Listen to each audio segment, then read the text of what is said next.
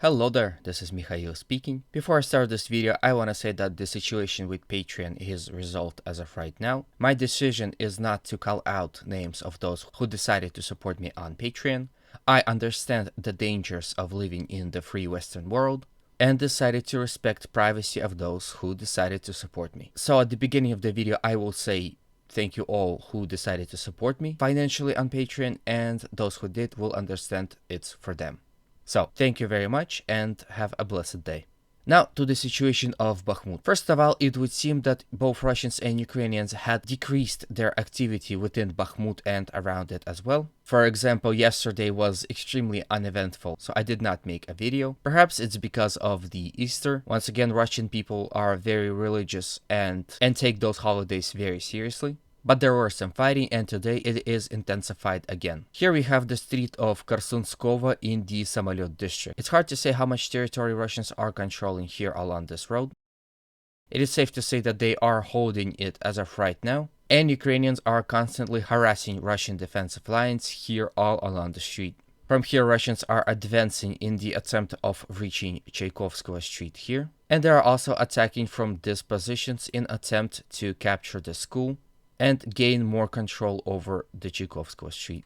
Here the salient got smaller as Russians captured more and more territory with the auto station here as well. So this is the territory Russians had captured in the last 24 hours. It would seem that the Russians are not done and still attacking on this front in attempt to push Ukrainians out of this section altogether behind the rail lines to the west of it. It would seem that Russian gains here on this side of the rail line and to the west of it are permanent, as Russians had not only captured this sector and were able to hold it, they have entrenched here and are now conducting attacks from it in the direction of the remaining parts of the western part of Bakhmut. As you can see, a dangerous salient here is developing for the Ukrainian forces. Defending troops here are under constant crossfire by the Russian forces from three sides, so I believe the safest option here is going to be a retreat. Few days ago, Russians had made significant gains here to the north of the city, capturing this big portion of high-rise buildings here. The significance of that cannot be understated, as this is the last sector of high-rise buildings in the north of Bakhmut. It is reported that Russians had entrenched in these sectors right here in attempt to save what they had captured recently. Limited Ukrainian counterattacks happened here all over this front line, with Ukrainians attempting to throw back Russians in the manner they have previously here in this train station. But it would seem that these counterattacks did not work, as Russians were able to hold newly captured positions. Here I want to show you a video of Ukrainian forces detonating the high-rise buildings so Russians won't use them for their defensive purposes. Now, it is hard to say whether there were Russians inside it. Russians are claiming that no one had been killed in this action, but anyway, I will show you the video.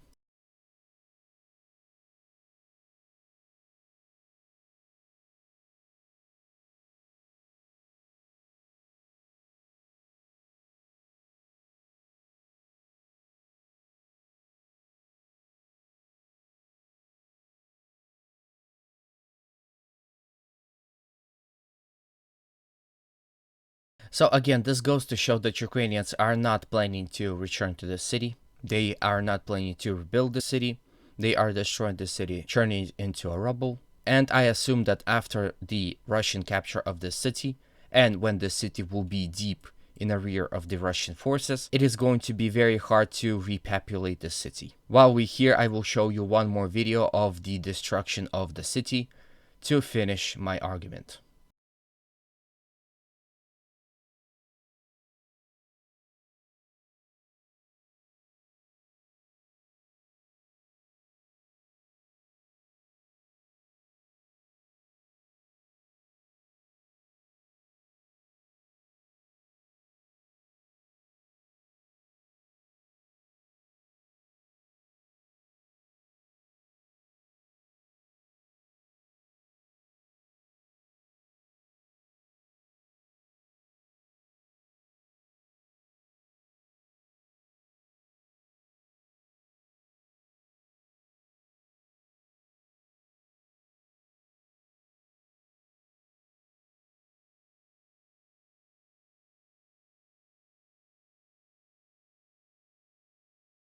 Now to the surroundings of Bakhmut. First we will start with the south. Here situation is very difficult as both Russians and Ukrainians are conducting counterattacks back and forth. At daylight, Ukrainians are attacking here in attempt to push Russians away from these fields and of course Ivanivsky and the T-0504 highway. At night, Russians launch more attacks towards Ivanivsky, capturing some ground, not only on these fields but also here in this hill area. And as the day comes, Ukrainians are counter-attacking Russians once again. They are especially active counter-attacking Russians here in this sector right here, as again it is very close to the street that leads to Ivanivsky. So very heavy fighting are happening here in this sector for the control over the highway. Then we go to the north of Bakhmut. Here Russians are conducting attacks towards Khramova and along these fields right here in attempt to reach and cut off this road. Heavy positional fighting continues in Bogdanivka. Fighting continues towards Grigorivka and in Orekhovo-Vasiliivka. Russians and Ukrainians once again are tangled in heavy fighting here along the E40 highway, with both Russians and Ukrainians conducting some counter-attacks against each other in attempt of controlling this forest line. Russians continue to spread their zone of control here around Zalishnansky village. Then we go to the Seversk front. Fighting was reported here around Spirne, where Russians are trying to capture this settlement and advancing here from the gas station in the direction of the settlement. Then we have Verkhokamyansky, towards which Russians are also attacking as of right now. Situation in Bilogorivka is interesting as Russians have not only penetrated Ukrainian lines and entered the city, they also had to dig in heavily to prevent possible Ukrainian counterattacks. It's been reported that Russians are attacking here from Serebryansky forest in the direction of Grigorivka and are attacking here around Bilokharivka. Obviously, this is attempt of a encirclement of the settlement. The reasons why it would make so much sense is because Bilogorivka is located in the lowlands, but here is the hill that overlooks Bilokharivka, so if Russians were to enter the settlement, they will be under constant crossfire by the Ukrainian forces from the Serebryansky forest, as well as from the hill here. And if we go to this map, we can see that here Russians are fighting for the control of this hill, so I guess they are going safe and are attempting to first throw back the Ukrainians and then enter Bilokharivka. Then we have Serebryansky forest, in which Russians are continuously attacking along the entire front line. It's been reported that Russians had captured few trench lines, but once again, heavy fighting here continues as both Russians and Ukrainians are constantly counter-attacking each other, taking and regaining what they had lost previously. Fighting also reported here near Dibrova, as Russians are advancing here in the general direction of Zarichne. Russians are also advancing here towards Zarichne along these fields, but once again they are mostly bombarding it as of right now. Russians had conducted limited military operations here along the entire Liman front. The village of Yampolivka, Terne, Novosadova, Nevsky, and Makiivka were subjects of heavy artillery barrages. It happens as Russians attacking here across this field. Then we go all the way to Avdiivka. Village of Kamyanka is under Ukrainian control as of right now.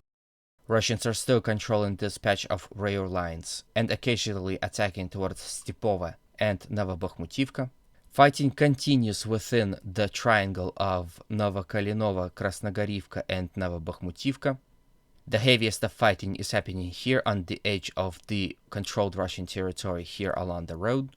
Here you can see the rail lines. Usually rail lines are surrounded by the patches of forts that provide extra defensive capabilities for those who are defending along those rail lines.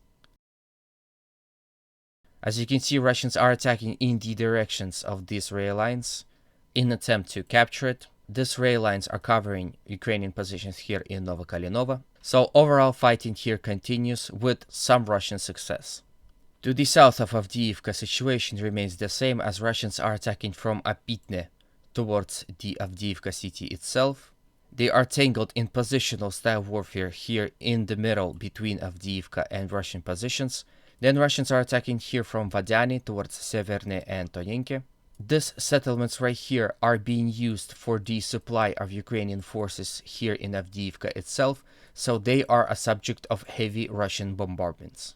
Russians are also conducting limited military operations here from Vadani in attempt to reach Pervomaisky from the north, as well as from Pisky along the E50 highway, once again to capture Pervomaisky. Village of Nevelsky still stands. Then we go to the Marinka front. Heavy fighting continues in the center of the city. Russians are pushing to the north of it in attempt to flank Ukrainian troops, reach this river line, and establish fire control over Ukrainian positions within the city. Russians are also pushing from the south and along the road here in attempt to operationally encircle the city. And Russians are also pushing here towards village of Pobeda. Then we have Novomikhailivka, where Russians are mostly bombarding the settlement with occasional limited military operations here. At last we have Vuglidar. The Russians here are heavily reinforced and they are attacking in the direction of Vuglidar. Fighting continues in the Dacha area here. Russians are also attacking here in the direction of these mines. Day by day they are coming closer and closer to cut off this road right here. City of Vuglidar itself is a subject of heavy artillery bombardments. Situation here in Zaporozhye is changing once again as Ukrainians are conducting limited military operations in order to probe Russian positions here. It would seem they are attempting to understand where Russian positions are weaker. More and more attacks are coming in that Ukrainians are concentrating a large force here around Bakhmut in attempt to deblockade Bakhmut itself. But once again, this is not the last year. Russians had heavily reinforced their positions here on the flanks. They are entrenched and well defended. They keep good amounts of artillery here in the rear. So I predict that if Ukrainians were to conduct any counter-offensive operations here on the flank of Bakhmut, Russians will have all the capabilities to strike Ukrainians with their artillery and, if needs be, reinforce Russian troops here in the flanks and in the city itself. I said it in my previous video, I'll say it again. Whoever commits into a counter-offensive first will probably lose the battle for Donbass. Both Russians and Ukrainians have more than enough resources to defend their positions. The situation is looking more and more like a World War I, where whoever attacks first will only end up with thousands of dead and maybe few meters of captured land. At this point, it is a war of attrition. This war, Russia will win. So this is the end of the video. If you liked it, please consider pressing that like button as well as subscribing and commenting. Also, don't forget to press that notification bell so it will inform you immediately when I post a new video. Also, please consider supporting me on Patreon as it would help me to have a more stable financial situation and reach my goal of working on YouTube full-time. Thank you in advance, have a good day, and always remember, Russia will be great again.